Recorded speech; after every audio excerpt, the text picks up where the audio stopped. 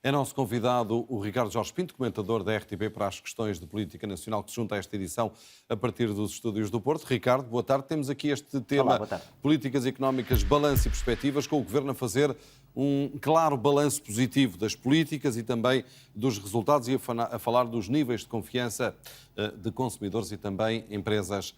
É um retrato realista do Executivo?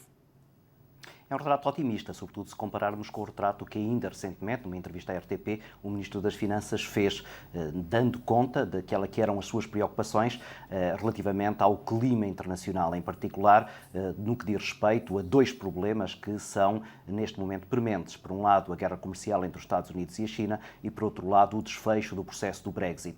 E Mário Centeno citou esses dois casos como sendo ameaças cujo desenlace nós ainda não conhecemos, e que são variáveis importantes para se perceber também qual é que é o desenvolvimento da economia. E o próprio Mário Centeno disse que antes de abril seria prematuro fazer uma expectativa relativamente à evolução da economia portuguesa. Ora, o que tivemos hoje à tarde foi uma visão bem mais otimista e também prematura de António Costa, que não esperou por abril para fazer esse balanço e esgrimiu exatamente esse índice que é verdadeiro, o indicador de clima económico que o INE apresentou e onde há uma subida das expectativas em relação ao desempenho da economia. Mas António Costa esqueceu-se de falar de um outro indicador igualmente importante. De resto, ele, ali numa espécie de lapsus língua, começou por falar nele, mas depois não o trouxe, que é o do índice de confiança do consumidor. Porque esse índice está a descer desde junho e entre dezembro e fevereiro, dezembro de 2018 e fevereiro de 2019,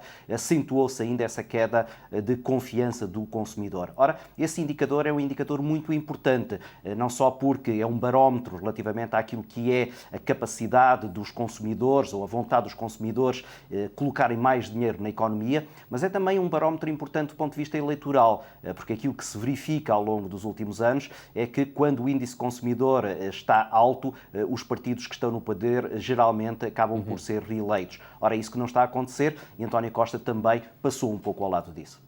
Ricardo, estas perspectivas já contam então com as sombras que se desenham a nível internacional, em especial o arrefecimento do crescimento na zona euro, que pode afetar, obviamente, Portugal de forma direta, mas também outras questões internacionais. A questão é, Portugal já garantiu uma margem confortável para enfrentar estes riscos, nomeadamente, por exemplo, um possível aumento das taxas de juros?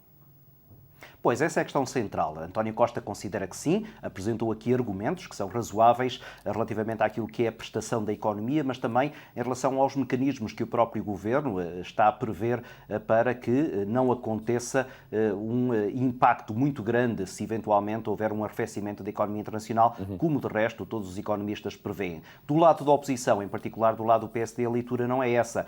O PSD considera que, por exemplo, a dívida continua muito elevada e que, portanto, a possibilidade de a economia sofrer com uma mera oscilação das taxas de juros é muito grande, ou seja, Portugal continua a dever muito dinheiro, devendo muito dinheiro, se a taxa de juros sobe, nem que seja apenas um pouco, imediatamente a almofada financeira fica colocada em risco e, portanto, com uma pequena crise financeira, imediatamente a economia portuguesa pode ser abalada. E temos, portanto, duas perspectivas aqui diferentes.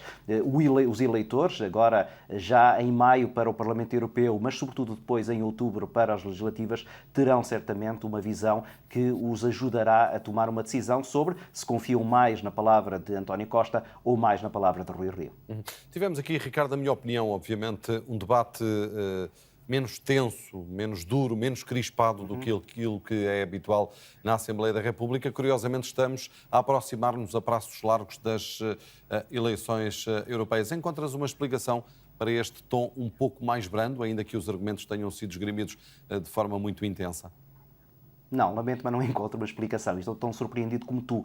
A minha aposta seria que este debate fosse um debate muito mais tenso, quer com a oposição à direita, quer com os partidos que apoiam parlamentarmente o governo à esquerda. Mas não foi isso que aconteceu. À exceção de um pequeno amu, que não passou disso, quando António Costa, interrompido pelo burburinho da bancada parlamentar do PSD, interrompendo a sua linha de raciocínio, não acabou uma resposta, mas acabou depois por a dar um pouco mais à frente a propósito dos passos únicos. Mas tirando dando esse pequeno amu, a verdade é que tivemos, quer do lado da bancada do governo, quer do lado dos partidos da oposição, um discurso muito mais sereno e até muito mais lúcido. E, se queres a minha opinião, também mais esclarecedor para quem viu este debate, mais esclarecedor para os eleitores que olham para estes momentos como momentos que devem ser exatamente a de clarificação.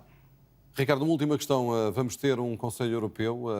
Uma questão central vai ser, obviamente, a questão do Brexit. Consideras que Portugal tem defendido os interesses dos portugueses que trabalham e que residem no Reino Unido de forma adequada?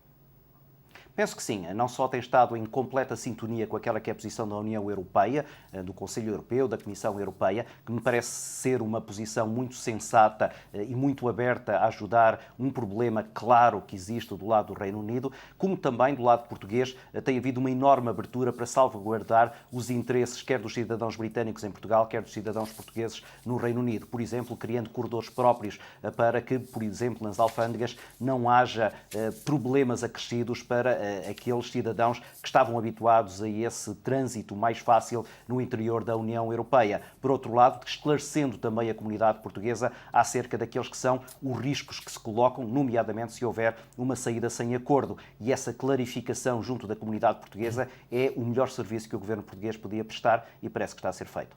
Obrigado, Ricardo Jorge Pinto, por esta análise ao debate quinzenal no Parlamento, com a presença do Primeiro-Ministro e também por esta antecipação daquilo que vai acontecer no Conselho Europeu, nomeadamente a posição portuguesa na defesa das pessoas de nacionalidade portuguesa, precisamente que trabalham e residem no Reino Unido.